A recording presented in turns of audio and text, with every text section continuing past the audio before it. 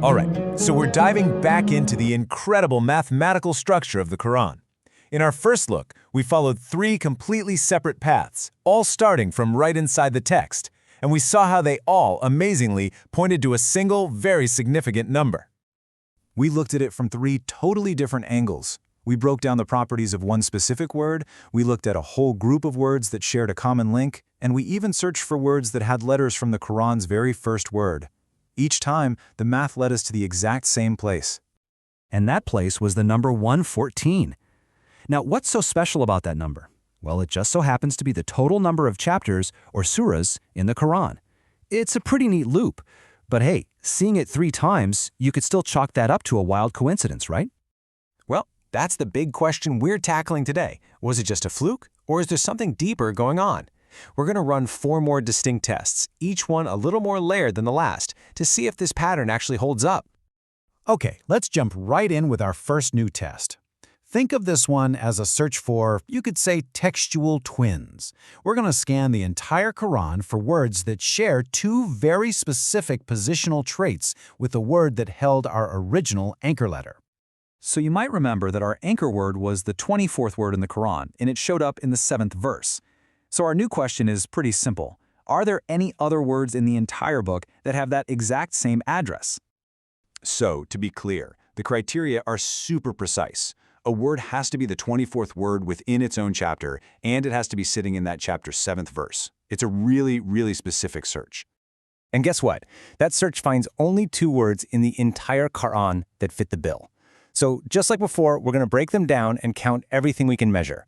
We've got the number of words, their letters, the verses and chapters they're in, the sum of those verse and chapter numbers, and even the occurrences of the letter meme within them.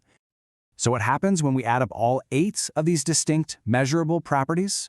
We take the word counts, the letter counts, the verse counts, the chapter counts, and their sums, and those meme occurrences, and the result is 114.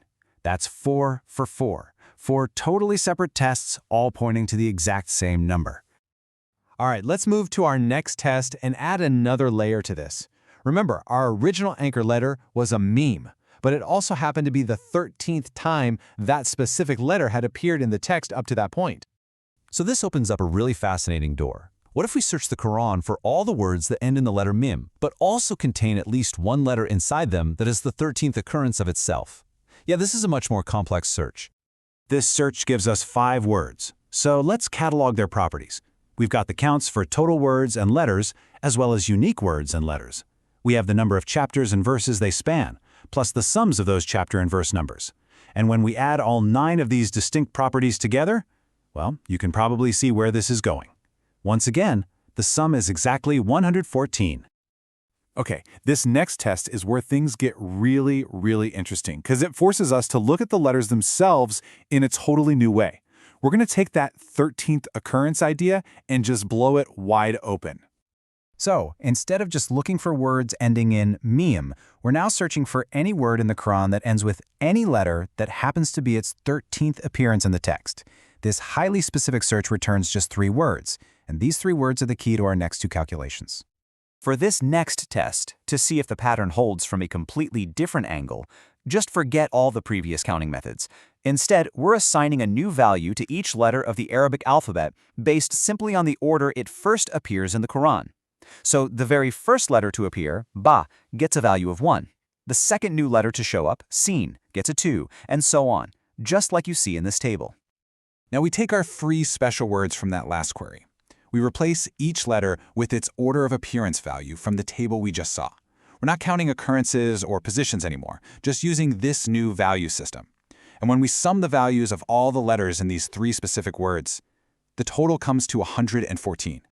And this leads us to one final layer of analysis. We're sticking with those exact same 3 words, but we're going to analyze them in a completely different way, by returning to their structural properties. We're back to just counting what's there. We've got the number of words, their total and distinct letters. We'll count the chapters and verses they appear in and sum those numbers. We'll also sum their word positions. And finally, we'll take the sum of the occurrence numbers of their final letters, which we already know is 13 for each, totaling 39. So for the 7th and final time, Let's take this new set of data points derived from those three words and see what they give us when we add them all together. And the result is 114. I mean, let's just step back for a second. We've now run 7 completely distinct calculations. We've queried the text based on position, on letter frequency, on word groups, and even used a totally unique letter valuation system. And every single time, the final sum is 114. So, what are we supposed to make of all this?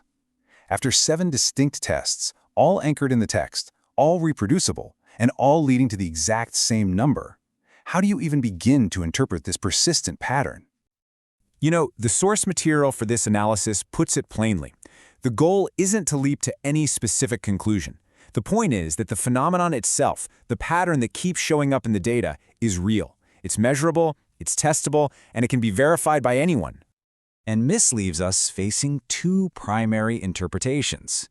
On one hand, this could be evidence of a genuine numerical harmony, a mathematical architecture intentionally woven into the very fabric of the text. On the other hand, it could be a statistical anomaly of epic proportions, an incredibly elaborate, mind-bending coincidence. The data is what it is. The pattern is reproducible. So the question we're left with is a profound one. At what point does a coincidence become so persistent, so layered, and so consistent that it begins to look like something else entirely? That, ultimately, is for you to decide.